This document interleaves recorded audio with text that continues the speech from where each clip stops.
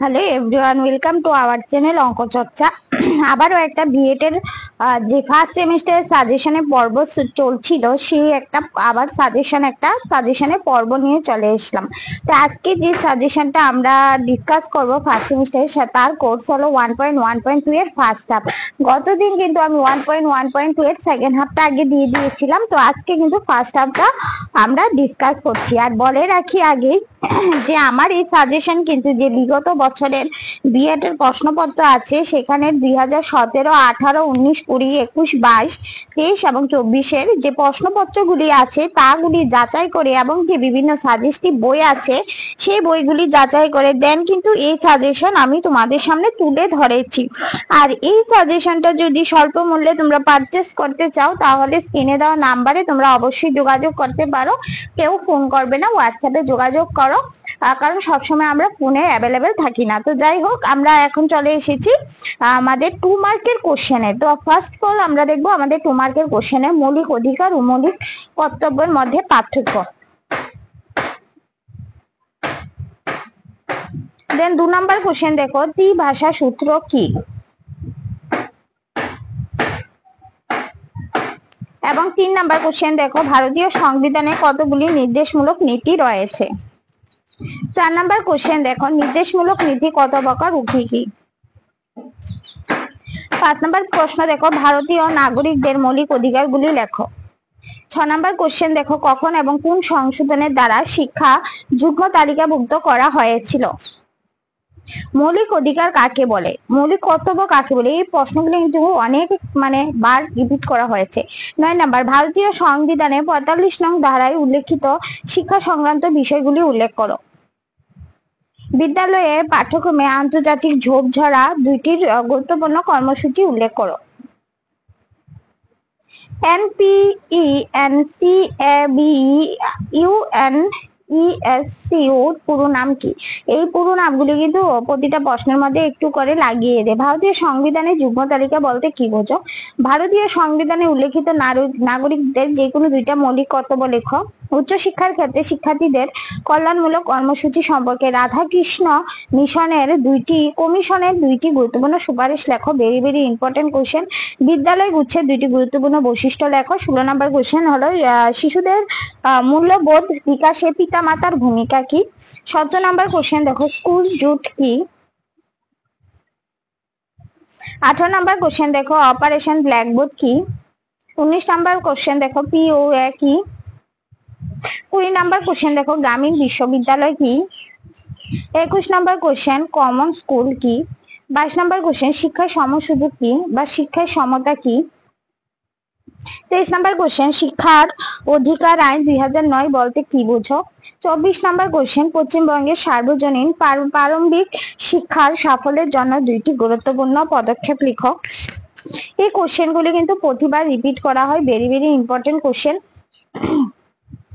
শিক্ষায় বৈষম্য বলতে কি বোঝো? তারপর প্রান্তিকরণ কি? শিক্ষায় অসমতা দূরীকরণের 2টি সম্ভাব্য উপায় কি? মূল্যবোধ কি? মূল্যবোধের শিক্ষা কি? এই কোশ্চেন গুলি যদি তোমরা পড়ে যাও তাহলে কিন্তু যে তোমাদের 2 মার্কের 7টা কোশ্চেন আসে এবং যার থেকে 5টা কোশ্চেন লিখতে হয় সবগুলি কিন্তু তোমাদের কমন পড়বে। এই সাজেশনটা আমি এরকম ভাবে তৈরি করেছি যে এই সাজেশনটা পুরোটা যে পড়ে যাবে তার কিন্তু অথবা পর্যন্ত যেগুলি কোশ্চেন থাকে অথবা দিয়ে সেগুলিও কিন্তু কমন পড়বে।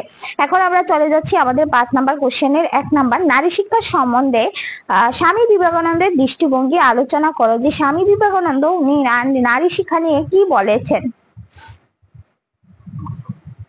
পরবর্তী প্রশ্ন দেখো, বয়স্ক শিক্ষা সম্পর্কে কোঠারি কমিশনের সুপারিশ কি ছিল? Very very important question. এই কোশ্চেনগুলি প্রতিবার কিন্তু পরীক্ষার মধ্যে রিপিট করা হয়। পরবর্তী কোশ্চেন দেখো, ভেরি ভেরি একটা ইম্পর্টেন্ট কোশ্চেন। এই 5-এর মানগুলি এগুলি কিন্তু 10-এর মানেও অনেক সময় দিয়ে দেয়।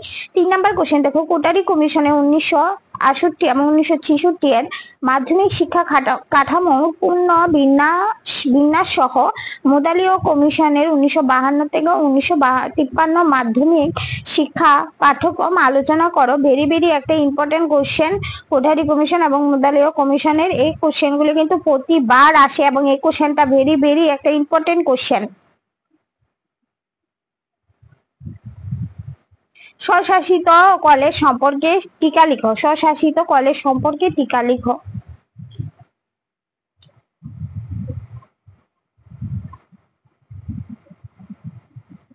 পরবর্তী 5 নাম্বার কোশ্চেন দেখো, রাষ্ট্রনীতির নির্দেশক নিয়ম সম্পর্কে টিকা লিখো।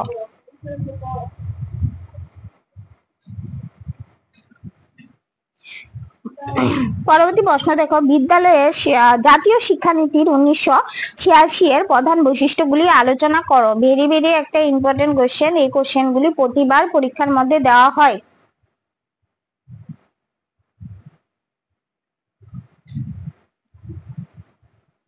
পরবর্তী দেখো, সংস্কৃতি কিভাবে শিক্ষার সঙ্গে যুক্ত। এই কোশ্চেনটা কিন্তু একবার এসেছিল এবং এই কোশ্চেনটা কোনো স্টুডেন্ট আনসার করতে পারেনি, কারণ এটা কিন্তু বইয়ের বাইরের প্রশ্ন ছিল, যার জন্য এটার আনসারও আমি দিয়ে দিচ্ছি। শিক্ষায় অসমতার কারণগুলি লেখো।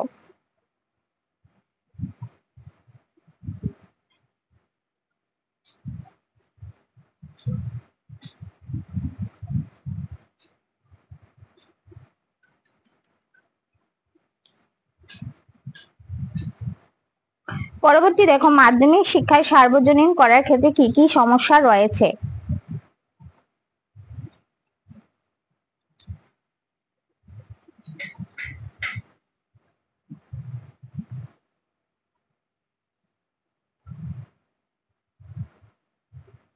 দেন আমরা চলে এসেছি কিন্তু আমাদের 10 মার্কের কোশ্চেন। 5 নাম্বারের এই কোশ্চেন গুলি যদি পড়ো, তোমাদের 3টা কোশ্চেন লিখতে হয়, 5টা কোশ্চেন অথবা দিয়ে থাকে, 5টা কোশ্চেনই তোমাদের কমন পড়বে যদি তোমরা আমাদের এই সাজেশনটা পড়ে যাও।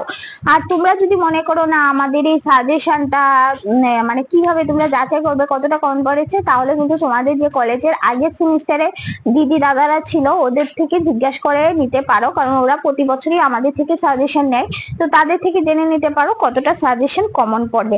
তো চলো পরবর্তী আমরা 10 মার্কের কোশ্চেনে চলে এসেছি। শিক্ষায় অসমতা, বৈষম্যতা ও প্রান্তিকরণের কারণগুলি কি কি, উপরোক্ত সমস্যাগুলি সম্ভাব্য সমাধানগুলি আলোচনা করো। এই কোশ্চেনটা কিন্তু এতটা ইম্পর্টেন্ট কোশ্চেন, এটা প্রায় 3 থেকে 4 বার রিপিট করা হয়েছে অনেকগুলি ইয়ারের মধ্যে।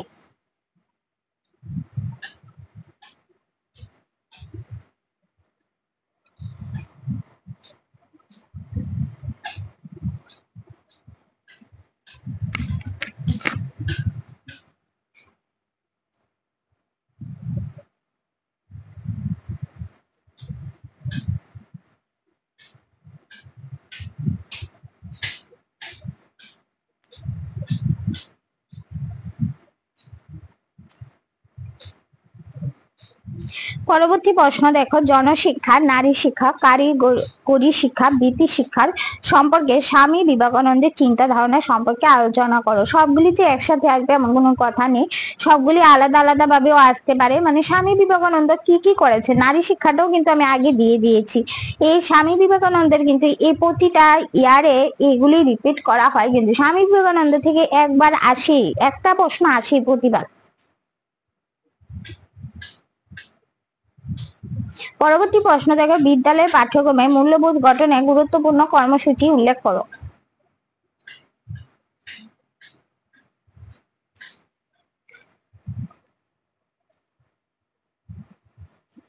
3 নাম্বার কোশ্চেন দেখো, শিক্ষায় সম সুযোগের অন্তরায়গুলি কি কি। শিক্ষায় সম সুযোগের সমস্যাগুলি, সম্ভাব্য সমাধানগুলি আলোচনা করো। Very very important question. এই কোশ্চেনগুলি কিন্তু প্রতিবার পরীক্ষার মধ্যে আসে। আজকের আমরা যে সাজেশনটা দিচ্ছি এটা কিন্তু কোর্স 1.1.2 এর ফার্স্ট হাফ। আর কেউ যদি অতি স্বল্প মূল্যে এই সাজেশনগুলি আমাদের থেকে পারচেস করতে চাও, তাহলে কিন্তু উপরে দেওয়া নাম্বারে তোমরা কিন্তু যোগাযোগ করতে পারো, বা তোমরা লিখে নিতে পারো 7640889019 নাম্বারে। এই নাম্বারটা কিন্তু তোমরা হোয়াটসঅ্যাপে SMS করবে, কারণ অনেক সময় ফোন করলে আমরা হয়তো কোনো কাজে ব্যস্ত থাকি, যার জন্য তোমাদের সাথে কথা বলতে পারি না। তো আজকের সাজেশনের পর্ব কিন্তু এখানেই শেষ হচ্ছে। পরবর্তী পর্যায়ে আমি পরবর্তী সাজেশন নিয়ে চলে আসবো। তো চলো বাই, ধন্যবাদ, ভালো করে প্রিপারেশন রাখো, আজকে এখানেই রাখছি।